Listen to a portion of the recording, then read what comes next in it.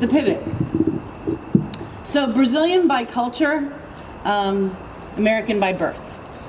And what do you mean I can't hug? What do you mean there's this disease happening where I can't touch and hug my friends? If you know me, then you know it doesn't matter that you have a problem with space. I am going to come up on you and I'm going to hug you.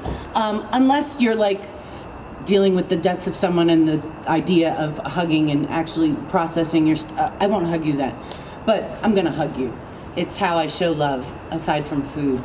I had a really hard time at the beginning of this. I was living by myself in a house on College Street, where all the traffic happens, and the trucks and the fire engines and the hospital and the helicopter. And I need my family, I need my chosen family, my friends, to help, to bring my anxiety down. And I can't.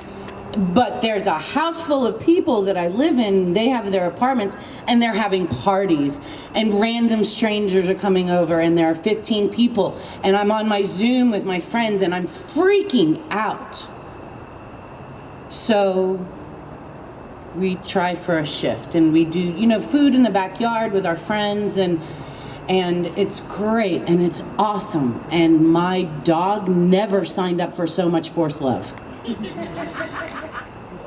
So I think it's like May, and I've been by myself this whole time with random strangers coming in and out of the house because the apartments are all on floors, and they're having parties, and I'm having to wake up at 7 o'clock in the morning and wipe the entire foyer and the porch down with the Lysol. And so I have dinner with my friends outside, and it helps. And then my boyfriend came up to visit from South Florida, and he helped. And then he left, and left this vacuum, which was, the silence in my apartment was deafening.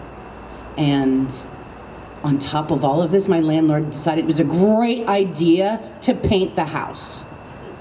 But first he had to scrape the house.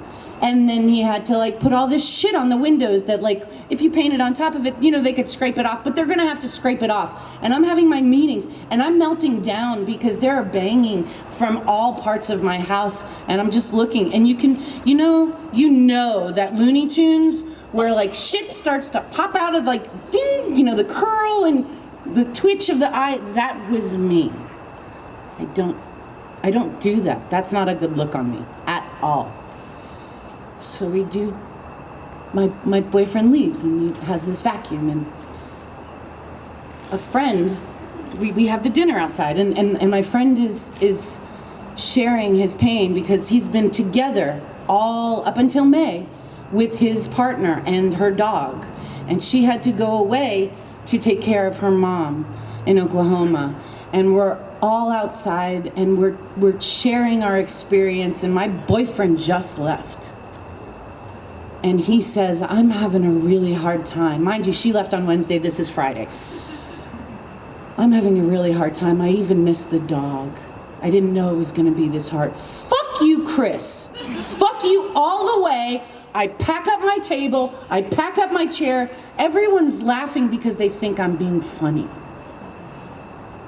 I am not being funny. Fuck you, Chris. Shenanigans.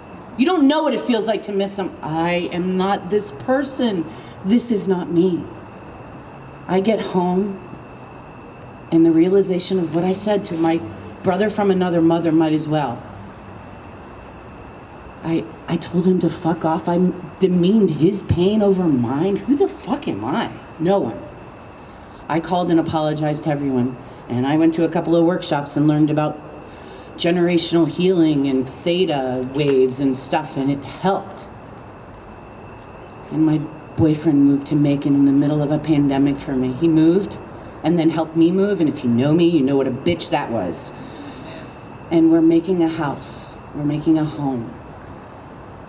And in the midst of all of this pivot, I found myself. Like, not because of my boyfriend moving here. Yeah, great icing on cake, but no. Me. I am living my best life. I can't imagine that it took a pandemic to realize it. But I looked at the mirror the other day, and I'm washing my hair, and I'm still unpacking. Don't fucking judge me. I looked in the mirror the other day. It's up, and I'm unpacking boxes, and there's dust everywhere, and I have never felt so much love for the person staring back at me. Ever. So, if this was what the pivot's about, bring it on.